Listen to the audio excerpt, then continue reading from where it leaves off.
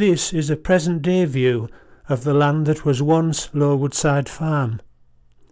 George Ellis was the last tenant, and after his retirement in 1974, the land was taken over by Winderwath Estates. The yellow line shows the boundary of Woodside Farm as it was in the 1960s and early 70s. It was bounded on the south side by the A66, being 8 miles from Penrith and 3 miles from Temple Sowerby. The pale blue lines show the original hedges and fences that no longer exist.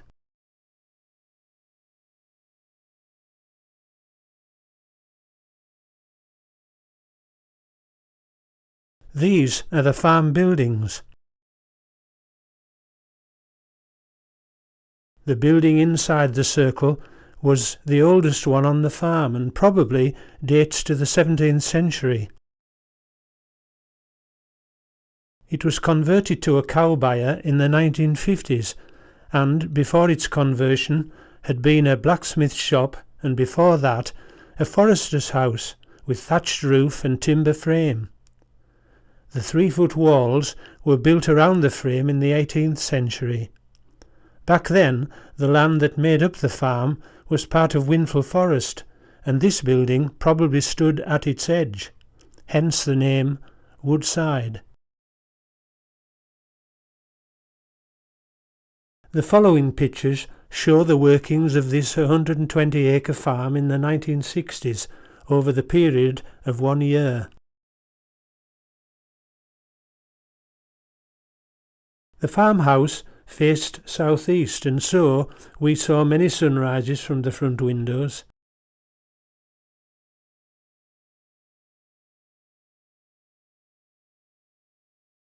Spring, the start of the year with new lambs. This view looking north from what we called the stackyard.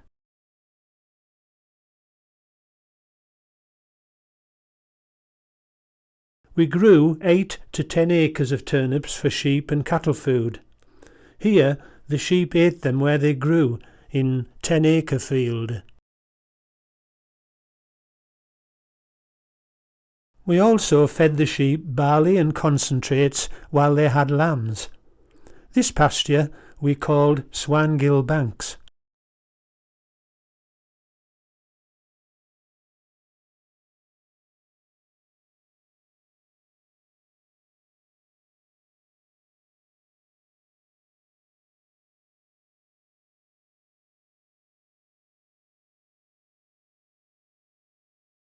We kept most of our female calves to grow up and replace the old dairy cows.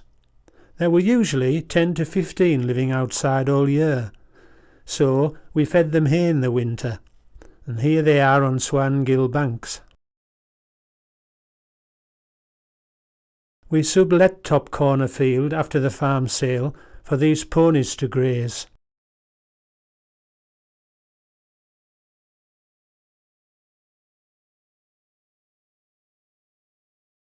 This is me ploughing in a field we called Long Birks.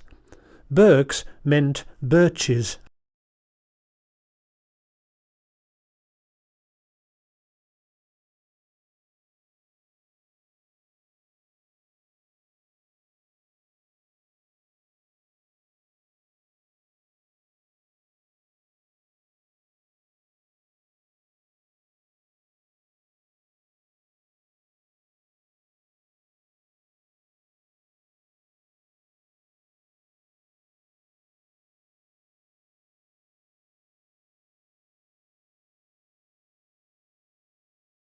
Ploughing in a field we called High Mask.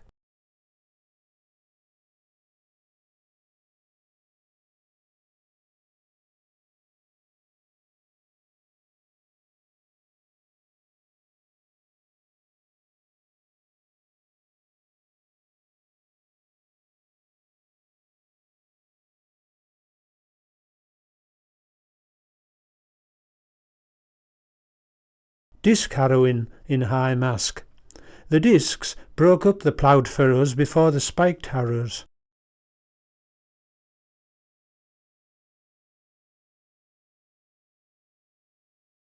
spike harrowing in the home paddock.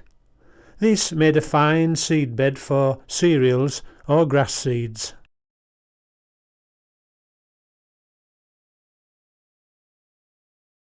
Tom Brown called every month. He was a sales rep for Graham's of Penrith, taking orders for farm supplies.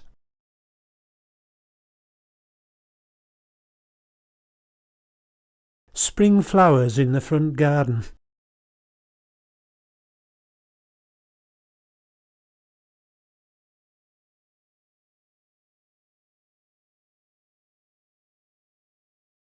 Sowing corn in 12 acres. The machine put the grain about 6 inches into the ground in 15 rows, about 3 inches apart. Sowing grass seeds in long birks. Grass seeds were sown over the cereal after the field had cropped for 4 years. Then the next year the field would be for hay and pasture. Rolling in 14 acre. Once the grain had grown about 4 inches, the field was rolled to press all the stones into the soil, making a firm, smooth surface. This made sure that no damage was done to the cutting blades of combine harvesters or grass mowers, etc.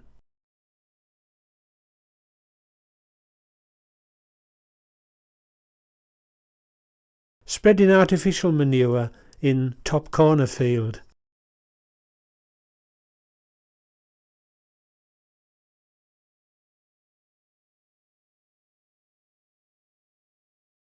Ridging in 10 acre field. After the preparation of ploughing and harrowing, etc., this implement made 2 ridges at a time.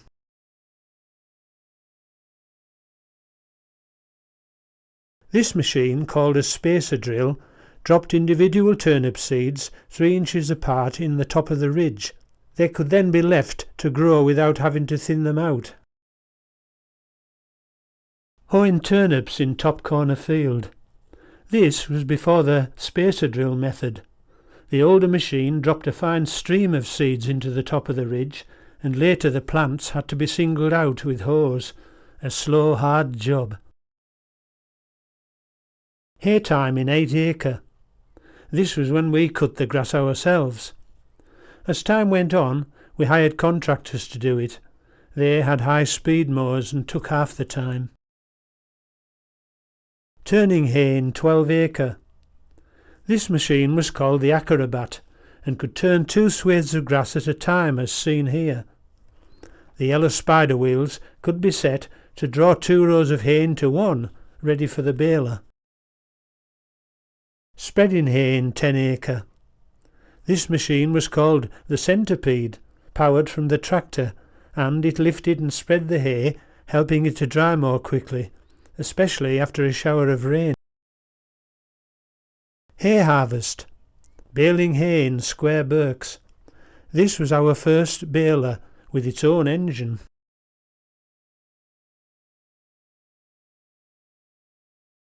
Baling hay in top corner field.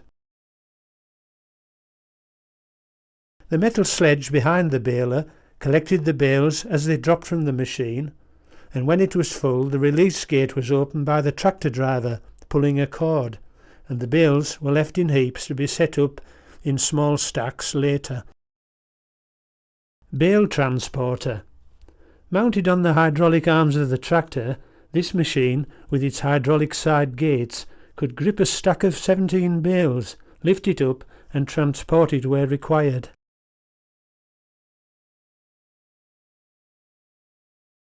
Stacking bales. The elevator was a great machine, with its own petrol engine. It could be used indoors or out.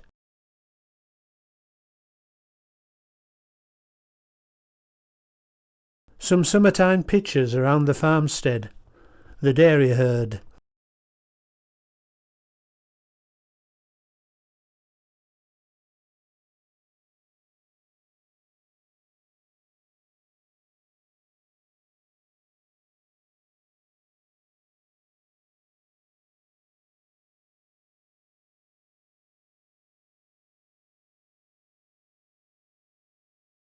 looking down the front field from the front garden.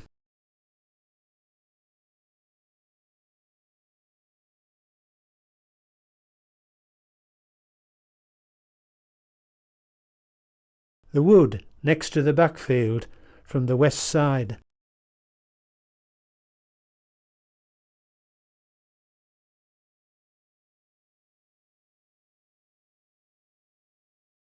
Looking down the front field with the Pennines on the horizon.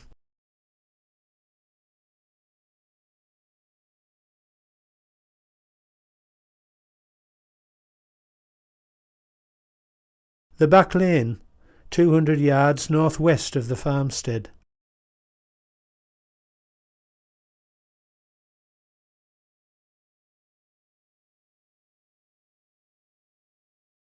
Looking towards Whinfell Forest from Top Corner Field.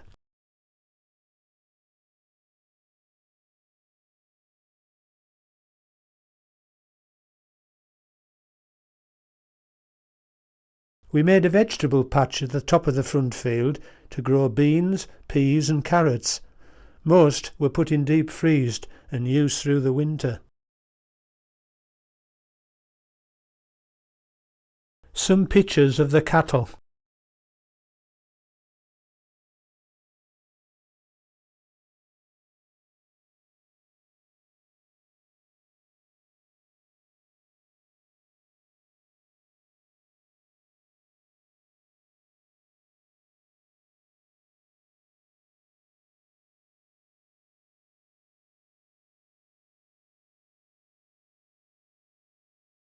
We had 20 to 24 cows and they were milked twice a day.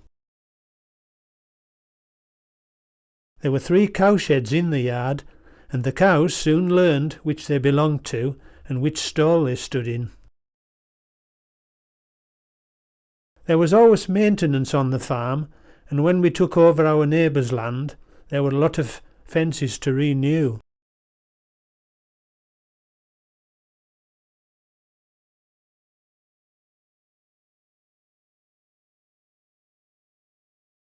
And gateways.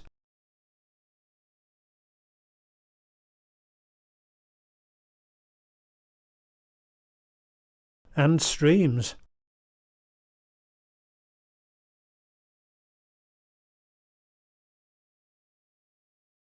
We were cut off from the lane for a while a new water main was being laid. Notice the milk churns on the left. That's how it was collected then, by the Express Dairy of Appleby. Our landlord was responsible for main structural repairs. Here are 2 estate workers, Joe Bamborough and Dennis Richardson, working on a roof. Cleaning tractors was a Sunday job.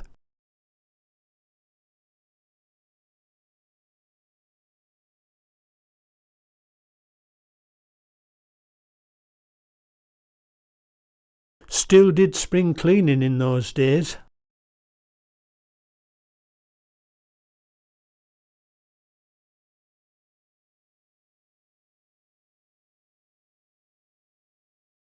Lupins in the back orchard.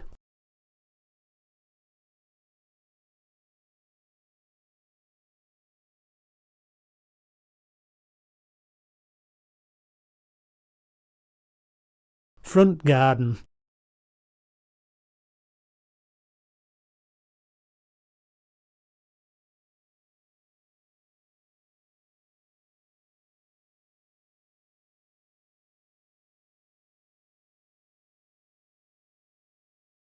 Corn harvest.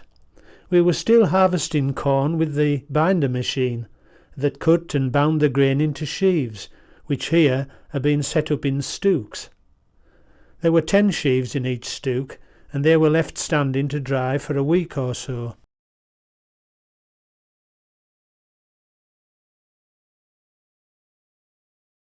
After being loaded onto a trailer, the sheaves were unloaded and stacked in the barn. Later in the year, this corn would be put through the threshing machine. In the last half of the 60s, we started hiring a contractor to cut the corn. This combine harvester cut and threshed the grain and blew the corn into sacks. One person changed the sacks when full, while the other drove the machine.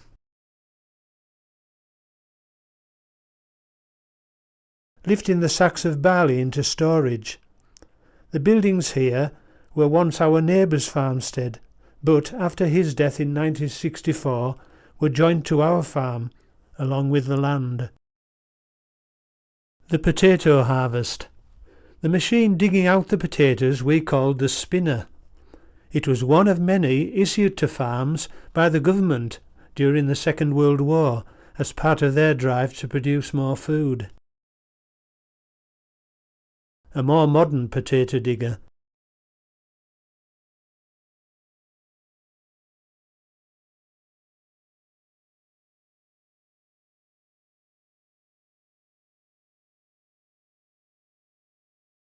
Autumn. Pictures taken in high mask.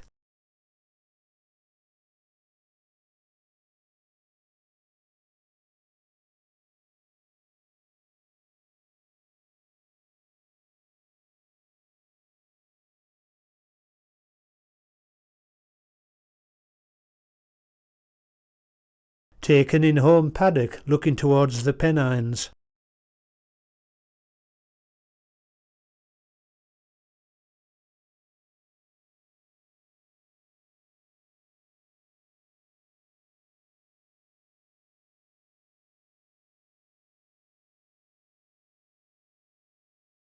Taken in square Berks.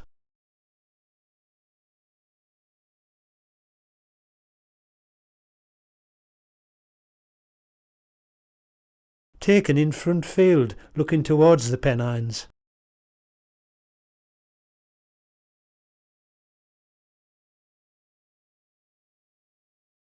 Notice the steam train on the Settle Carlisle Railway. They were common then.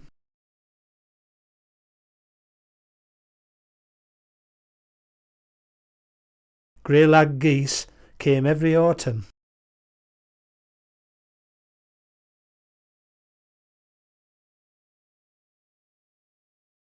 Twice a year the sheep had to have a dose of medicine against liver and stomach complaints.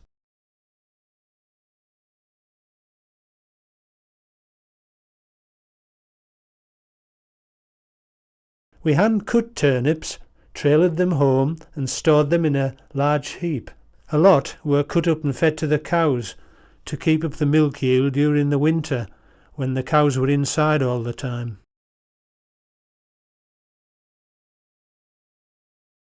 In the early 60s we grew kale for winter cattle food, but we found that ground conditions were causing foot problems for the cows, so this self-feeding system was abandoned. Watched here by Vanda and Jeanette Sorkeld. Muck spreading.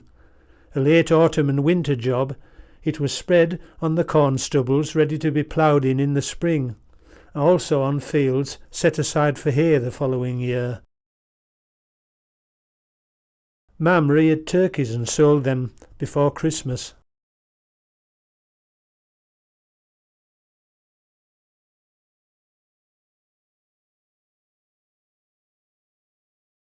Snow scenes, taken over a 10-year period around the farm. The car belonged to Dennis Watson.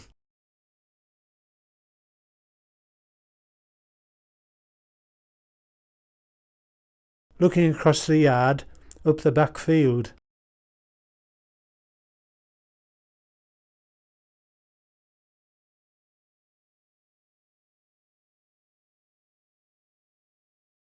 Taken from the front field showing side orchard.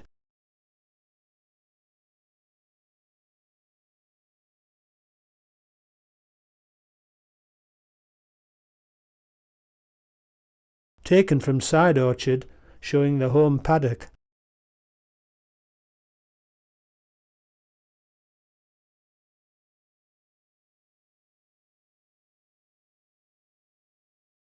Taken in stackyard.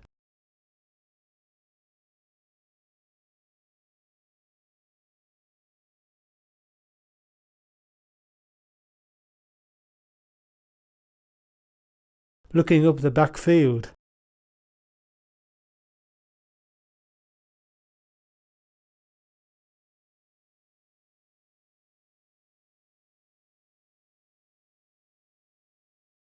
Ma'am.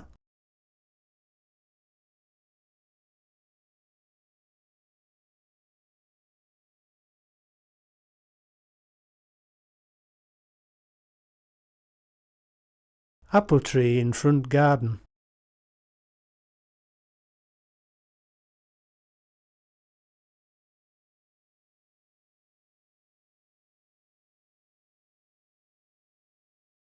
Farm entrance.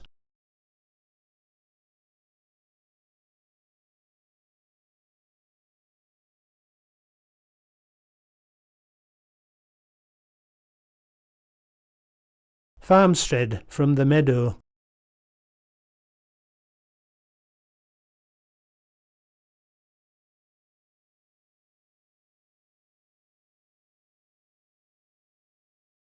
Mad in Ellis on Swinegill banks. We used to sledge here as children.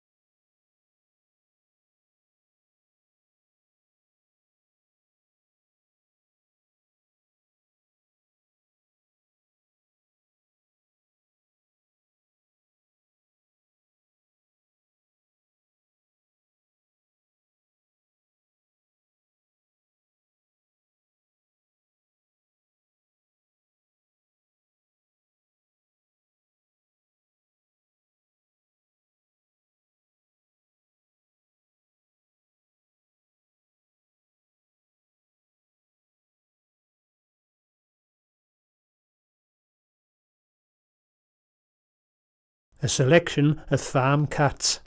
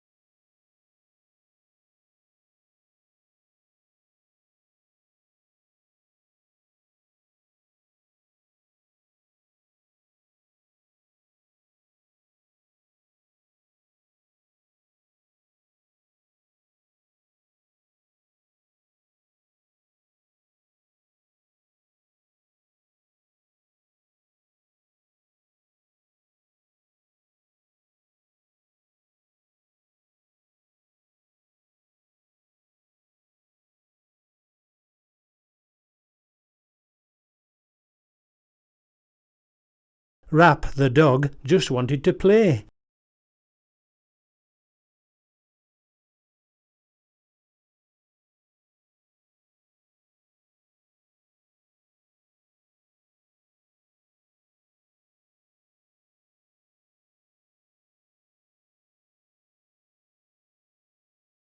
With relentless logic, we called him Ginger.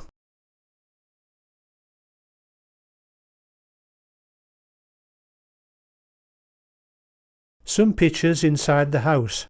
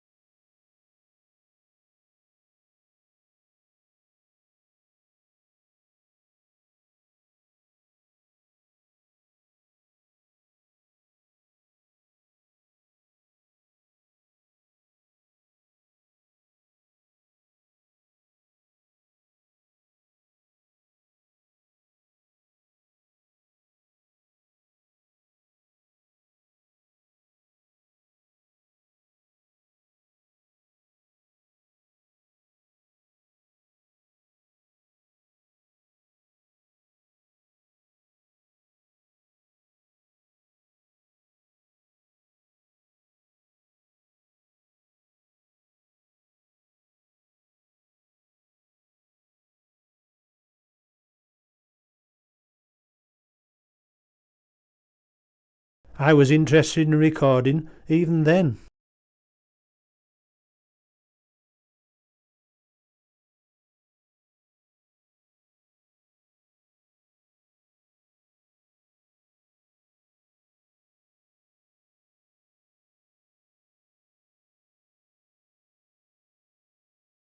Christmas decorations made by Maddie Ellis.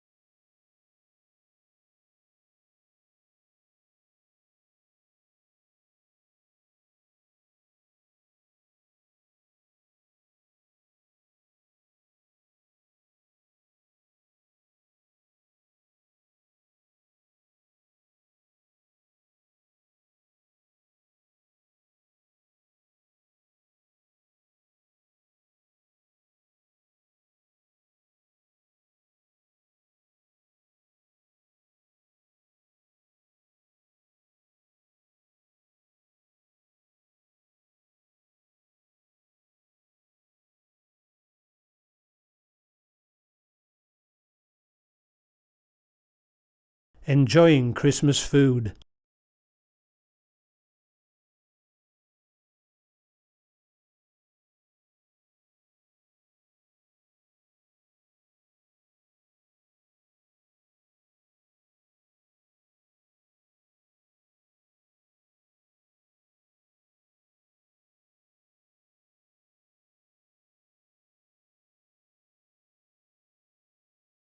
Christmas nurse, Miss van der Sokeld.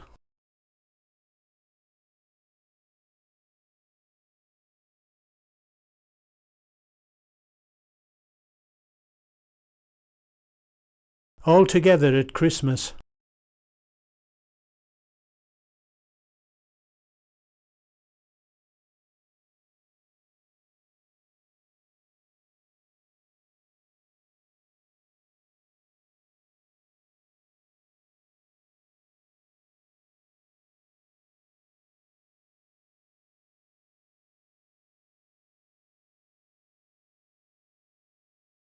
All the stock, implements and sundries were sold from the farm in September 1973. This sign was on the cornerfield railings where Woodside Lane joined the A66. A lot of people came to the sale and parked their cars along the lane, as well as in the car park field. The little girl here was Rosie Watson.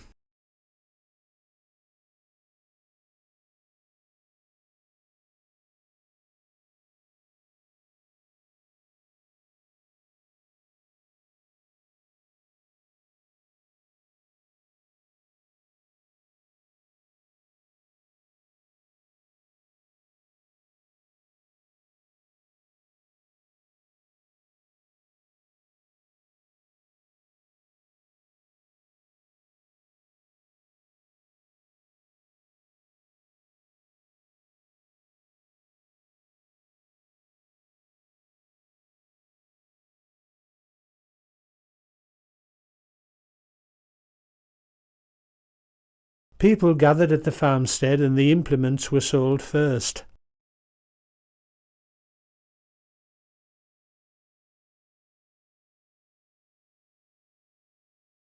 All the machines were set out in rows so people could view them easily. They were easy to sell when spread out and labelled, and easier for the buyer to find and take away later.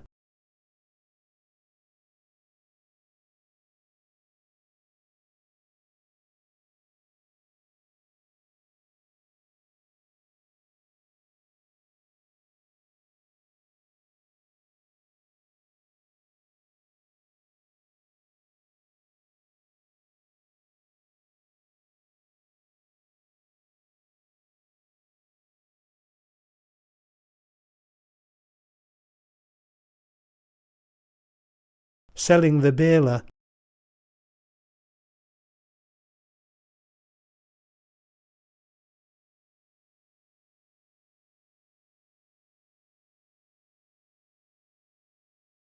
Selling a tractor.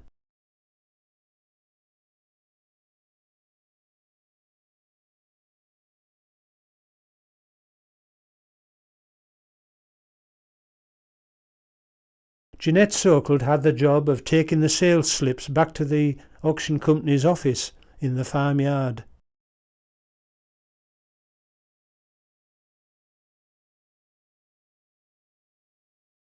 Mum talking with Joe Armstrong.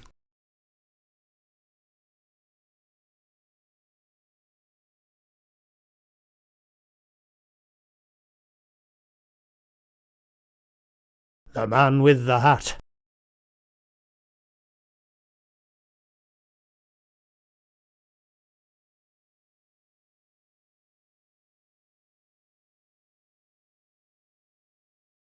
Gathering for the sale of the animals.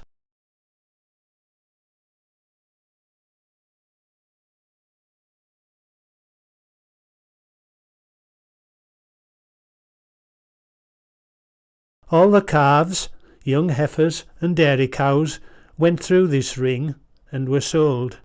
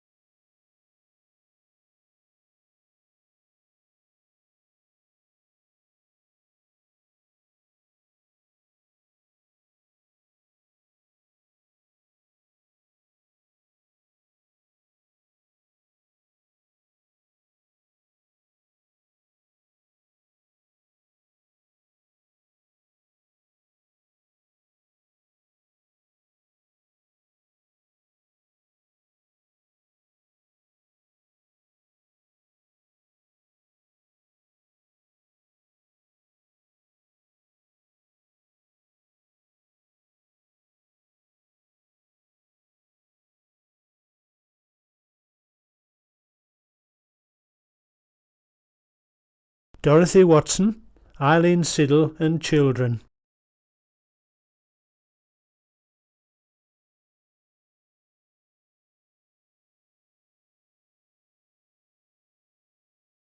Taking implements away.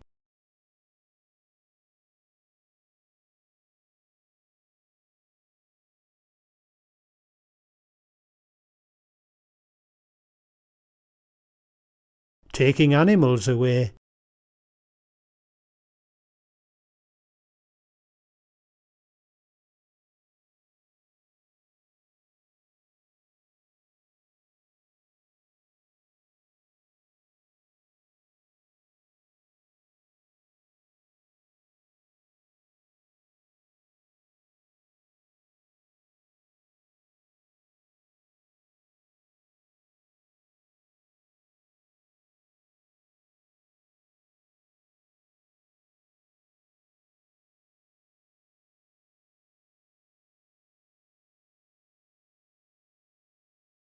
Sale over.